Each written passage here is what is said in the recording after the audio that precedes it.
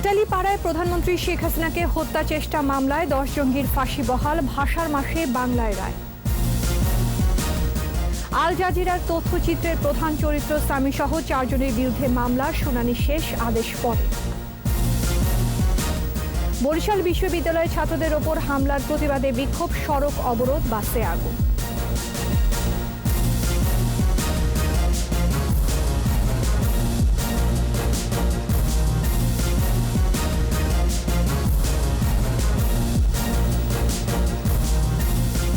শুনছিলেন first security ইসলামী bank limited সংবাদ শিরোনাম। আমন্ত্রণ দুপুর 2টার 21 সংবাদের সাথে আছি আমি আশা সাবেরা। দর্শক, 21 টেলিভিশনের সংবাদ একই সাথে সরাসরি দেখতে পাবেন আমাদের ফেসবুক পেজ www.facebook.com/2124 অনলাইনে।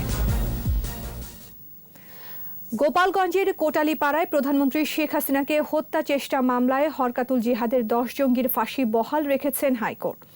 ভাষার মাসের রায়টি ইংরেজির পরিবর্তে হয়েছে বাংলায়।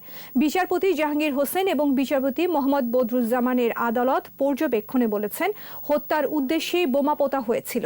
রায় 10 জঙ্গির ফাঁসি বহালের পাশাপাশি খালাস পেয়েছে একজন, আর 2 জনকে যাবজ্জীবন কারাদণ্ড দিয়ে তাদের 14 বছর কারাভোগ হয়ে গেলে মুক্তির নির্দেশ দিয়েছেন আদালত। রাজধানীর মোহাম্মদপুরে একটি বৈঠকে আওয়ামী লীগকে প্রতিহত করার জন্য গোপালগঞ্জের কোটালীপাড়ার জনসভায় শেখ হাসিনাকে হত্যার সিদ্ধান্ত হয়।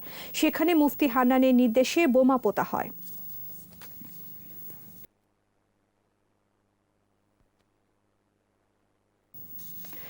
দেশবিরোধী ষড়যন্ত্রের অভিযোগে আল জাজিরার প্রচারিত তথ্যচিত্রের প্রধান চরিত্র শায়ের জুলকারনাইন ওরফে সামি সহ 4 জনের বিরুদ্ধে মামলা হয়েছে। ঢাকার সিএমএম আদালতে মামলাটি করেন বঙ্গবন্ধু ফাউন্ডেশনের নির্বাহী সভাপতি অ্যাডভোকেট আব্দুল মালেক। মামলার বাকি আসামিরা হল নেত্র নিউজের প্রধান সম্পাদক, ইউরোপ প্রবাসী তাসনিম খলিল, ডক্টর কামাল হোসেনের জামাতা ব্রিটিশ সাংবাদিক ডেভিড বার্গম্যান ও আল জাজিরা টেলিভিশনের ডিরেক্টর জেনারেল মোস্তফা সেউরাক।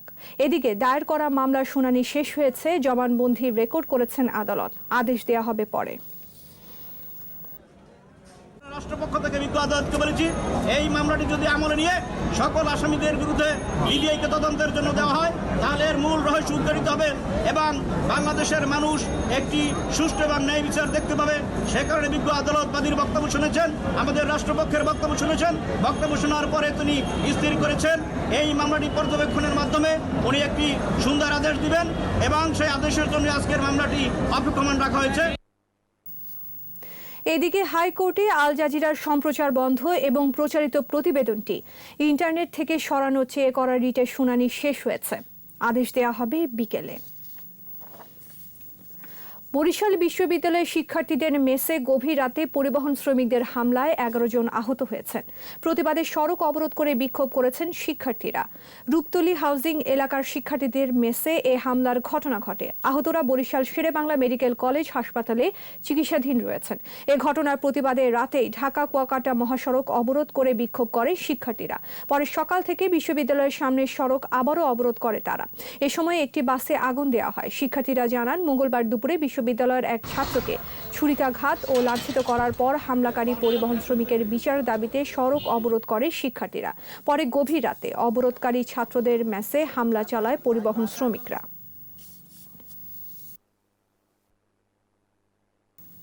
এবার আমাদের বিশেষ আয়োজন ভাষার মাস। রক্তের বিনিময়ে অর্জিত বাংলা ভাষাকে অনন্য উচ্চতায় তুলে ধরেছিলেন বাঙালির জাতির পিতা বঙ্গবন্ধু শেখ মুজিবুর রহমান। 1974 সালের 25 সেপ্টেম্বর জাতিসংঘে বাংলায় ভাষণ দেন বঙ্গবন্ধু। জাতিসংঘে বঙ্গবন্ধুই প্রথম রাষ্ট্রনায়ক যিনি মাতৃভাষায় বক্তৃতা করেছিলেন। বক্তৃতায় 7.5 কোটি মানুষের প্রতিনিধিত্ব করেছিলেন বাঙালির এই মহান নেতা। বঙ্গবন্ধুর দেখানো পথে বিশ্বসভায় বাংলা ভাষাকে মহিমান্বিত করে চলেছেন তারই কন্যা শেখ হাসিনা। রিপোর্টে আরও জানাচ্ছেন আকবর হোসেন সুমন। 1974-এর 25 সেপ্টেম্বর জাতিসংঘের 29তম সাধারণ পরিষদের অধিবেশন। মঞ্চে 7.5 কোটি বাঙালির প্রতিনিধি জাতির পিতা বঙ্গবন্ধু শেখ মুজিবুর রহমান। বাঙালি জাতির জন্য এটা এক ঐতিহাসিক মুহূর্ত। বিশ্বের অধিকার বঞ্চিত নির্যাতিত মানুষের ন্যায়সঙ্গত অধিকার প্রতিষ্ঠা ও বিশ্ব শান্তি প্রতিষ্ঠার বলিষ্ঠ উচ্চারণ বঙ্গবন্ধুর কণ্ঠে। প্রথা অনুযায়ী ইংরেজিতে বক্তৃতার অনুরোধ থাকলেও মাতৃভাষার প্রতি দরদ ও মমত্ববোধ থেকে বঙ্গবন্ধু বলেছিলেন, আমি মাতৃভাষা বাংলায় বক্তৃতা করতে চাই। মানব জাতির এই পার্লামেন্টে বাংলাদেশের ৬৭ কোটি মানুষ প্রতিনিধিত্ব লাভ করায় আপনাদের মধ্যে যে গভীর সন্তোষের ভাব আমি লক্ষ্য করেছি, আমিও তার অংশীদার। স্বাধীন দেশ হিসেবে মুক্ত নাগরিকের মর্যাদা নিয়ে বাঙালির বাঁচার সংগ্রামের ইতিহাস তুলে ধরেন তিনি। জাতিসংঘ সনদে যে মহান আদর্শের কথা বলা হয়েছে তা আমাদের জনগণের আদর্শ, এবং এই আদর্শের জন্য তারা চরম ত্যাগ স্বীকার করেছেন। এশিয়া, আফ্রিকা ও লাতিন আমেরিকায় বর্ণবৈষম্যের বিরুদ্ধে দরাজ উচ্চারণ। বিশ্বের নির্যাতিত মানুষের পক্ষে দাঁড়ান বঙ্গবন্ধু। যে সম্পর্কের ভিত্তি হবে শান্তিপূর্ণ সহাবস্থান, পরস্পরের সার্বভৌমত্ব ও আঞ্চলিক অখণ্ডতার প্রতি সম্মান প্রদর্শন এবং একে অন্যের আভ্যন্তরীণ বিষয়ে হস্তক্ষেপ না করা, বিশ্বের এই এলাকায় এবং সর্বত্র শান্তি প্রতিষ্ঠা ও অক্ষুণ্ণ রাখার প্রতি প্রচেষ্টায় আমাদের সমর্থন অব্যাহত থাকবে। যুদ্ধ বিধ্বস্ত বাংলাদেশের চিত্র তুলে ধরে দেশ পুনর্গঠনে সহযোগিতার হাত বাড়াতে সদস্য রাষ্ট্রগুলোর প্রতি আহ্বান জানিয়েছিলেন বঙ্গবন্ধু। আমি এমন একটি দেশের পক্ষ থেকে কথা বলছি যে দেশটি বর্তমানে অর্থনৈতিক দুর্যোগের ক্ষতিগ্রস্ত দেশগুলির তালিকার শীর্ষস্থানে রয়েছে।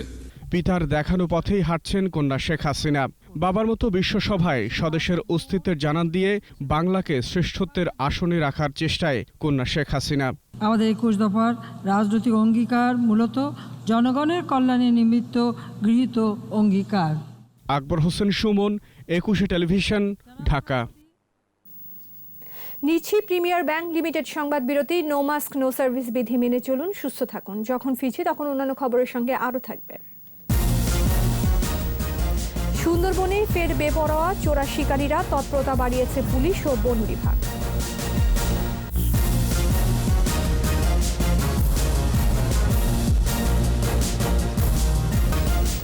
আবারও আমন্ত্রণ দুপুরে ২টার ২১ সংবাদে। সরকার এবং সাংবিধানিক প্রতিষ্ঠানের বিরুদ্ধে অপপ্রচার ও গুজব সৃষ্টিতে বিএনপি নিপুণ দক্ষতার পরিচয় দিয়ে যাচ্ছে বলে মন্তব্য করেছেন আওয়ামী লীগের সাধারণ সম্পাদক ওবায়দুল কাদের। সকালে সরকারি বাসভবনে ব্রিফিংয়ে তিনি এ কথা বলেন। বিএনপি নেতারা বলছেন ইসি নাকি সরকারের হাতিয়ার। আসলে সরকার এবং সাংবিধানিক প্রতিষ্ঠানের বিরুদ্ধে অপপ্রচার ও গুজব সৃষ্টিতে বিএনপি নিপুণ দক্ষতার পরিচয় দিচ্ছে। শেখ হাসিনার সরকার ও আওয়ামী লীগের শেকড় এদেশের মাটির অনেক গভীরে, তাই ষড়যন্ত্র করে কোনো লাভ নেই। আওয়ামী লীগের ইস্পাত কঠিন ঐক্যে ফাটল ধরানোর অভ্যাস বুমেরাং হবে।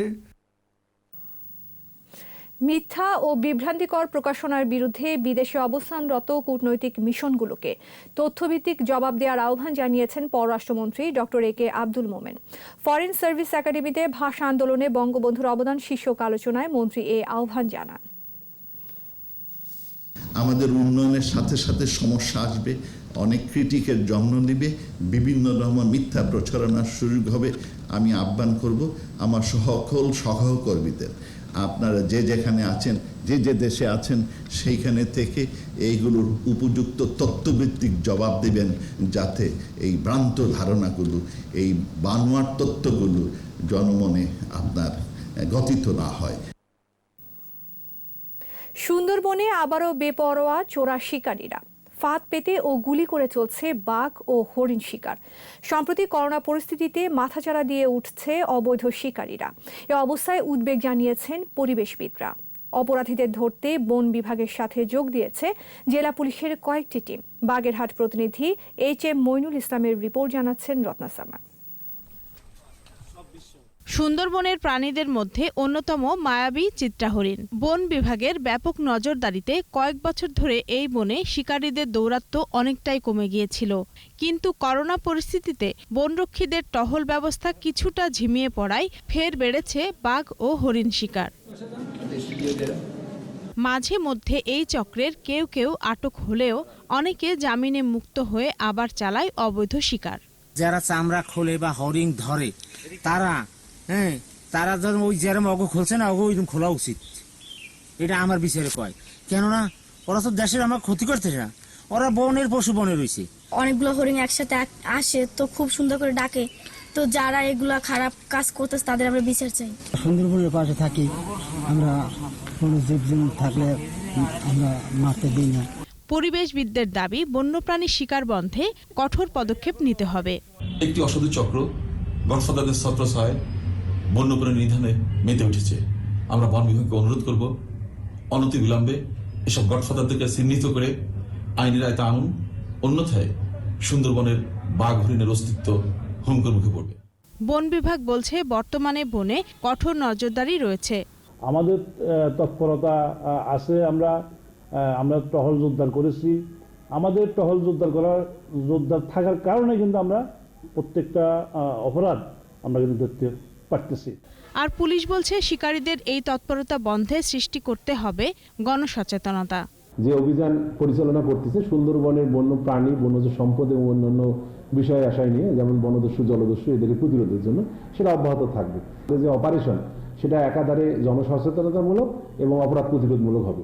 বন বিভাগের তথ্য বলছে গত 10 মাসে শতাধিক হরিণ ও 2টি বাঘ এবং 19টি চামড়া উদ্ধার করা হয়েছে। আটক করা হয় 37 শিকারীকে। রত্না জামান, একুশে টেলিভিশন। ফসলি জমির মাটি কেটে ব্রাহ্মণবাড়িয়ায় চলছে বেশিরভাগ ইটভাটা। এতে একদিকে যেমন পরিবেশের ভারসাম্য নষ্ট হচ্ছে, তেমনি কমছে ফসল উৎপাদন। এসব ভাটার বিরুদ্ধে প্রশাসনের পক্ষ থেকে অভিযান পরিচালনা করা হলেও প্রতিরোধ করা যাচ্ছে না। তবে ছাড়পত্রহীন এবং আইন লঙ্ঘনকারী ইটভাটার বিরুদ্ধে ব্যবস্থা নেওয়া হবে বলে জানিয়েছে পরিবেশ অধিদপ্তর। ব্রাহ্মণবাড়িয়া প্রতিনিধি মীর মোহাম্মদ শাইনের রিপোর্ট, জানাচ্ছেন মুশফিকা নাসরিন। ব্রাহ্মণবাড়িয়া জেলায় 189টি ইটভাটা রয়েছে। এর মধ্যে মাত্র 81টি ভাটা পরিবেশ আইন মেনে চলছে, বাকিগুলোর কোনোটিরই ছাড়পত্র নেই। সদর উপজেলা, সরাইল, নাসিরনগর, আশুগঞ্জ সহ বিভিন্ন স্থানে এসব ইটভাটায় মাটি নেওয়া হচ্ছে ফসলি জমি থেকে। এখানে কৃষি জমি বিপন্ন করে পানি প্রবাহ নষ্ট করে উনি কাজ করে যাচ্ছেন। এই হারে ইটভাটা বাড়ছে, দেশে খাদ্য সংকটও দেখা দিতে পারে। জোরপূর্বক কৃষকের জমির উপর দিয়ে এই ট্রাক্টর চালাচ্ছে। জমির মালিকের সম্মতির ভিত্তিতে আমরা নিতেছি এবং আগে তাদেরকে টাকা পয়সা দিয়ে খরিদ করে সেটা তারপর আমরা মাটিতে নেওয়া লাগছে।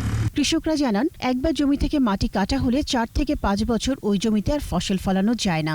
এইগুলো জমি আমরা দেওয়া হইতেছে, আমরা ফসল করতে পারি না। মাটি কাটাতেও অনেক ক্ষতি হচ্ছে। হাজার হাজার একর জমি দোলাপাল ভরা জমি নষ্ট হয়ে যাচ্ছে, উর্বরতা কমে যাচ্ছে, তার পাশাপাশি ফসল হচ্ছে কম। জমির উপরিভাগের মাটি সরিয়ে নিলে উর্বরতা হ্রাস পাওয়ার পাশাপাশি ইটভাটা থেকে নিঃসৃত ধোঁয়ায় ফসল উৎপাদন ব্যাহত হয় বলছে কৃষি বিভাগ। কার্বন নিঃসরণের কারণে কিন্তু আমাদের আশেপাশের ফসলের জমি, বিভিন্ন গাছের ক্ষতি হয়, ফসলের জমির ক্ষতি হয়, সর্বোপরি আমাদের বায়ুমণ্ডলে একটা বিরাট ক্ষতি হয়। পরিবেশ অধিদপ্তর জানিয়েছে, ছাড়পত্র না থাকায় 2020 সালে 86টি ইটভাটাকে জরিমানা করা হয়। পরিবেশ অধিদপ্তরের সহযোগিতায় ব্রাহ্মণবাড়িয়া আমরা 21টি ইটভাটায় মোবাইল কোর্ট পরিচালনা করেছি। এতে আমরা 77,50,000 টাকা জরিমানা, নগদ জরিমানা আদায় করেছি। ফসলি জমি থেকে মাটি কাটা বন্ধে ব্যবস্থা নেওয়ার পাশাপাশি জনসচেতনতা বাড়ানোর পরামর্শ পরিবেশ অধিদপ্তরের। মুশফিকা নাজনীন, একুশে টেলিভিশন। আর এরই সাথে শেষ করছি দুপুর 2টার 21 সংবাদ। যাবার আগে ফার্স্ট সিকিউরিটি ইসলামী ব্যাংক লিমিটেড সংবাদ শিরোনামগুলো আরও একবার। কোটালীপাড়ায় প্রধানমন্ত্রী শেখ হাসিনাকে হত্যা চেষ্টা মামলায় 10 জঙ্গির ফাঁসি বহাল, ভাষার মাসে বাংলায় রায়। আল জাজিরার তথ্যচিত্রের প্রধান চরিত্র সামি সহ 4 জনের বিরুদ্ধে মামলা, শুনানি শেষ, আদেশ পরে।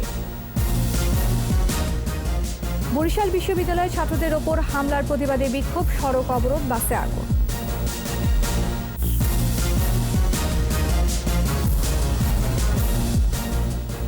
সর্বশেষ খবর জানতে ডায়াল করুন 2021 নম্বরে, আর ভিজিট করুন ekushe-tv.com এই ওয়েবসাইটে। এছাড়া ফেসবুকে ভিজিট করতে পারেন facebook.com/ekushe24 অনলাইনে।